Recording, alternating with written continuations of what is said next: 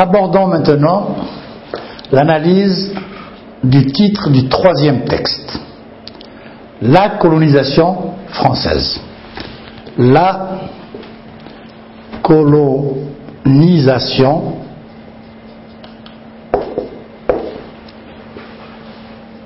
française.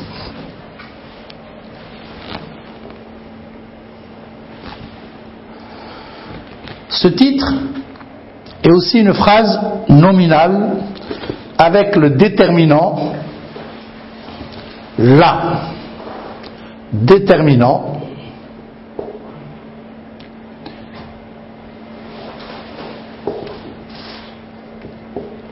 la, qu'on appelle aussi article. Article défini.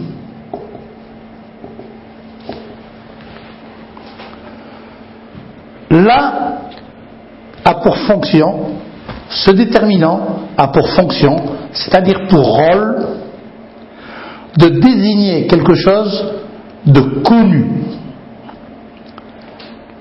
Ici, cette chose représente un phénomène général qui a marqué l'histoire du 19e et du 20e siècle. Ce phénomène, la colonisation, a mis sous tutelle plusieurs pays, dont le nôtre, l'Algérie.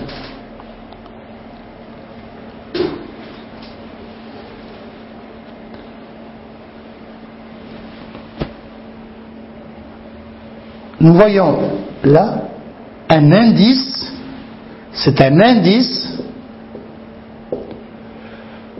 d'énonciation.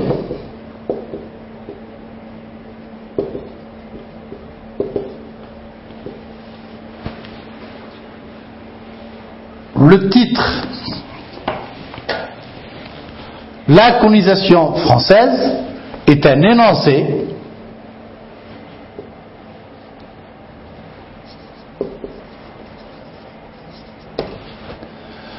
l'utilisation de la comme déterminant est un indice d'énonciation qui nous permet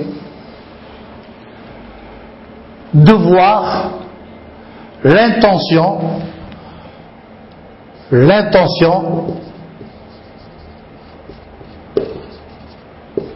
de l'auteur.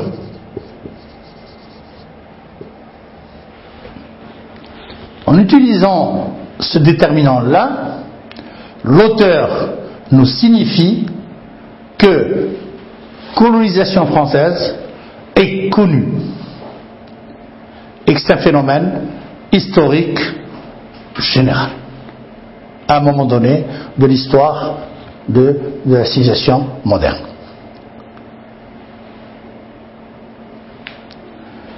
Nous passons maintenant à l'autre élément périphérique qui est l'origine de ces documents.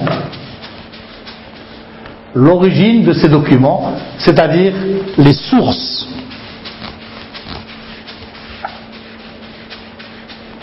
Le premier et le deuxième texte, celui de la page 10 et celui de la page 11, sont tous deux extraits,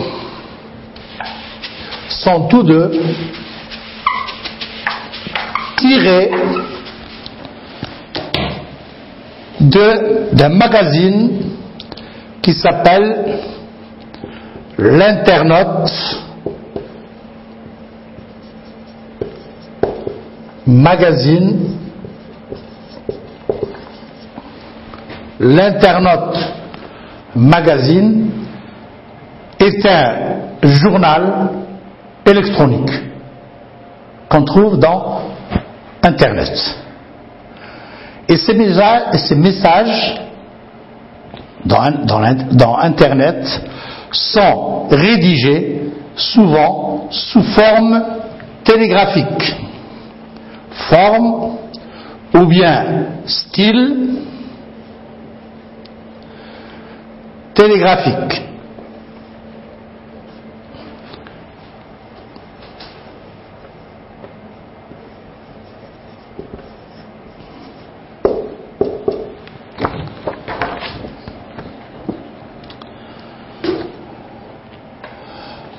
Le troisième texte,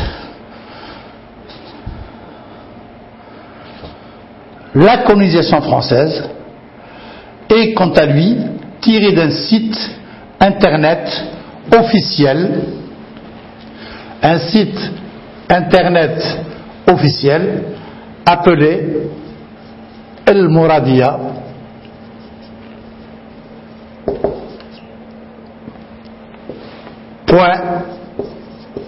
.dz, qui adopte le même style d'écriture que les journaux, style journalistique. Nous allons remarquer aussi qu'aucun de ces écrits n'est signé. Autrement dit, aucun auteur ne décline son identité. Le nom du journaliste ou du correspondant de presse n'est pas cité. Le seul lien de filiation, le seul lien de parenté, la seule origine est le canal de communication.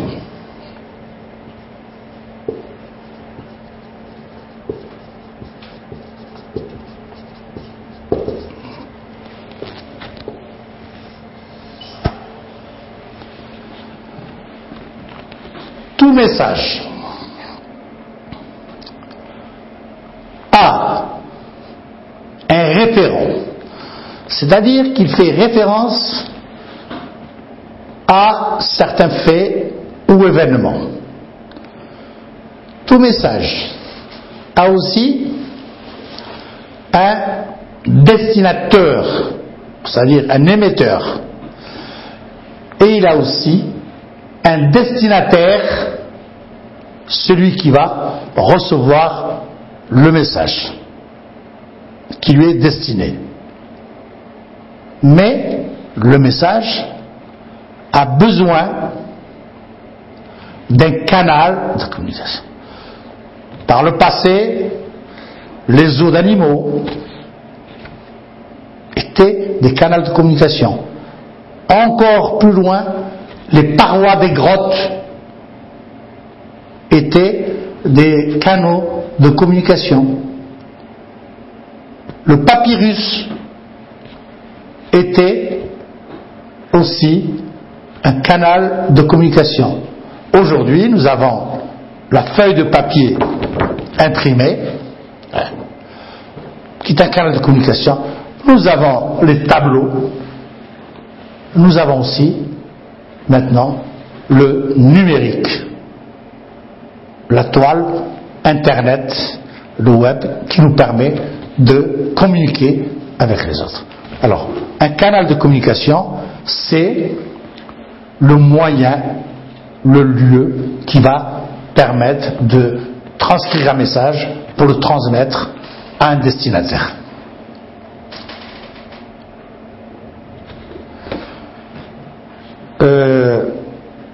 Maintenant que cela a été dit, nous allons aborder une autre étape, celle de l'analyse de texte.